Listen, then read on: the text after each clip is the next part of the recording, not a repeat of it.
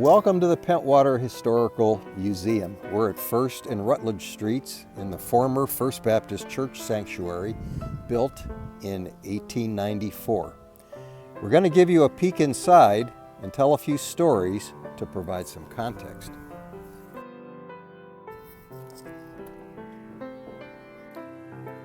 We signed the deal to buy the church sanctuary in August of 2012. And as soon as the church moved out to its new home across the street, we went to work, turning the church into a museum. Dozens of volunteers worked for 10 months. When you first walk in, pause and look all around.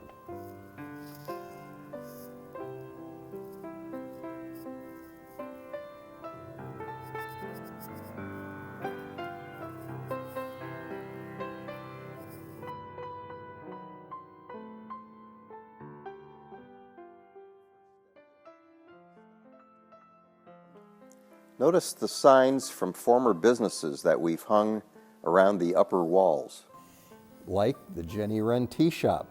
That's a residence on Hancock Street today. Or the Old Pines Motel, where a single room once cost only $1 a night. And the Nickerson Inn, which stood on Lowell for almost 100 years. Now turn right and walk under the balcony. You'll come to the area where we rotate special exhibits every few weeks. On the day this video was shot, the area featured a special display on lost and found shipwrecks.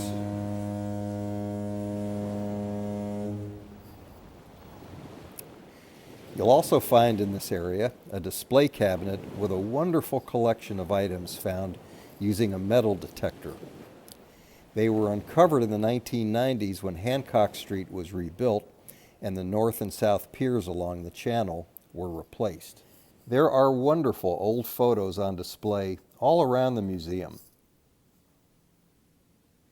When Chicago lumber baron Charles Mears moved to Pentwater in 1855, he needed to ship lumber and other goods from Pentwater. The original channel is not where you see it today. It was a narrow stream about a half-mile north of the present channel.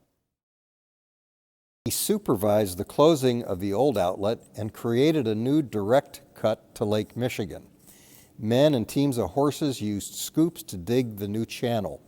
Long wooden docks were built into Lake Michigan to accommodate ships for loading and unloading. So lumber became big business in Pentwater. Can you imagine wood boards and shingles like these being shipped to rebuild Chicago after the Great Fire of 1871? This is a plat map of land on both sides of the channel that was owned by Mears, who died in 1896. He named the area Middlesex.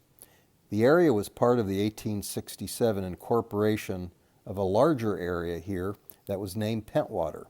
The name is said to come from how Native Americans referred to the area as penned up waters. Pentwater also became a federal harbor at that time, and the channel was dredged deeper.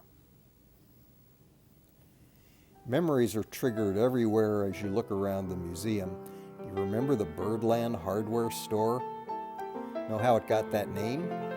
Well, the building, and here's how it looks today, was once a gas station and then a roller rink.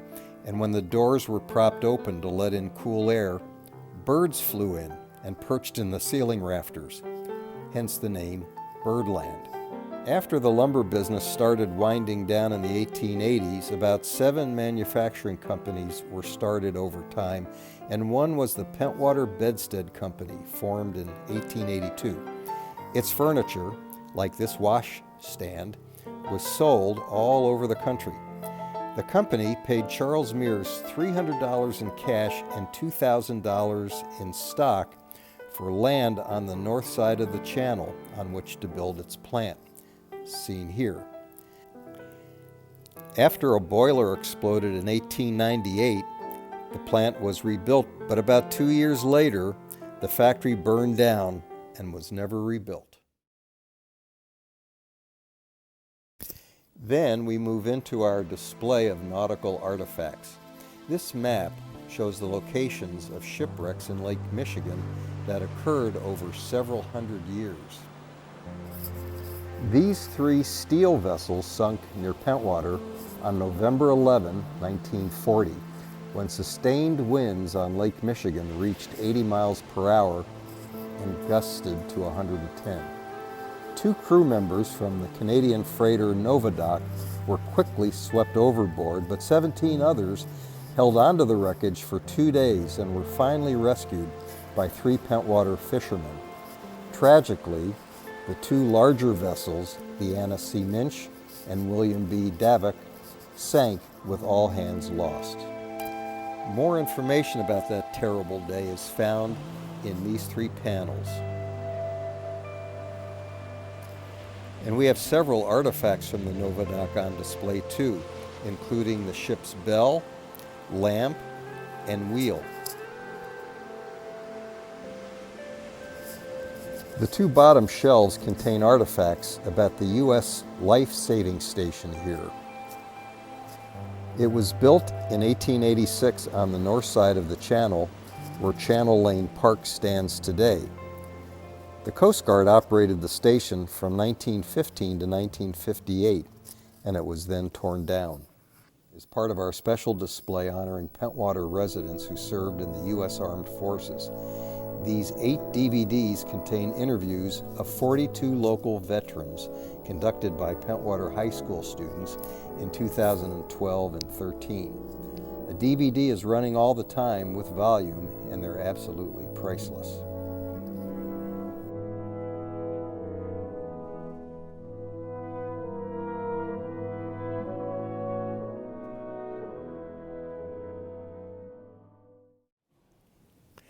We've also started collecting Pentwater School yearbooks that you can browse while you're here. And if you have a year you'd like to donate that we don't have, please let us know.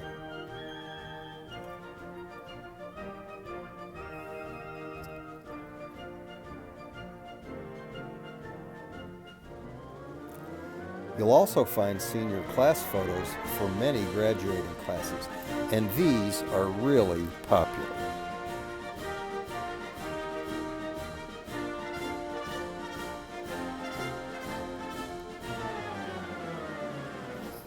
And check out this fancy weather vane.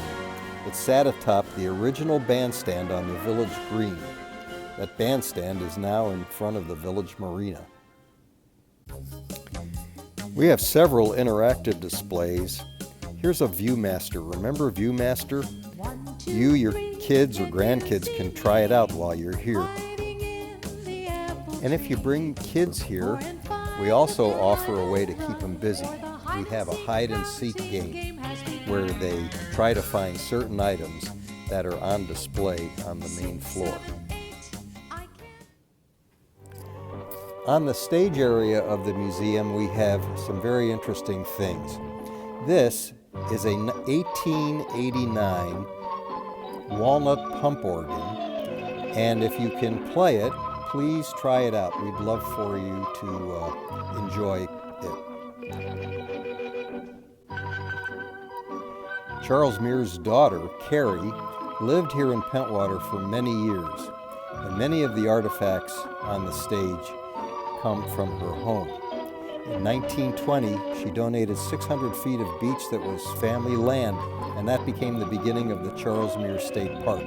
She died in 1957 and left in her will more land that was added to the park. Now, along the front of the stage, don't miss the dugout wood canoe. It's typical of the kind used on Pentwater Lake. As you could see in this sketch, Native Americans would first burn off tree roots and boughs, and next they burned the trunks and then hollowed them out with shells. This is part of our display honoring Native Americans who lived in the area.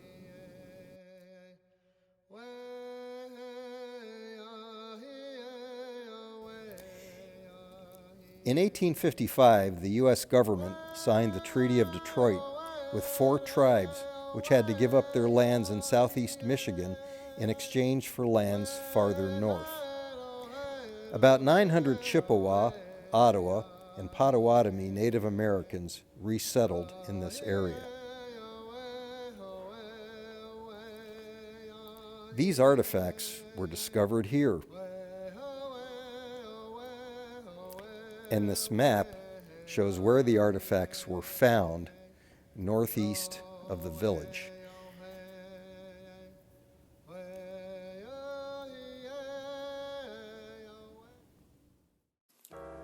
Next, in the tall display cabinet is a collection of glass figurines created by artist Henry Carter Johnson. For 20 summers, beginning in 1952, people would watch Johnson work in Bailey's Hardware at the corner of 2nd and Hancock Street.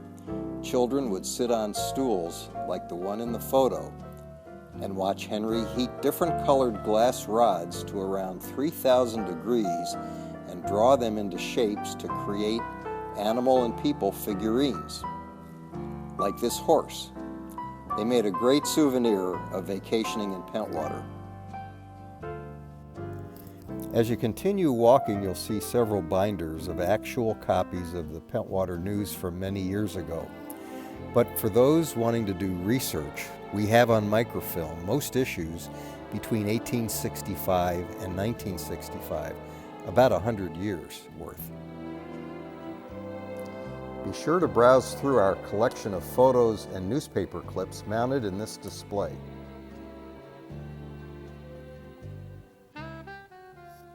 Here's the Pentwater Ferry that ran back and forth across the channel.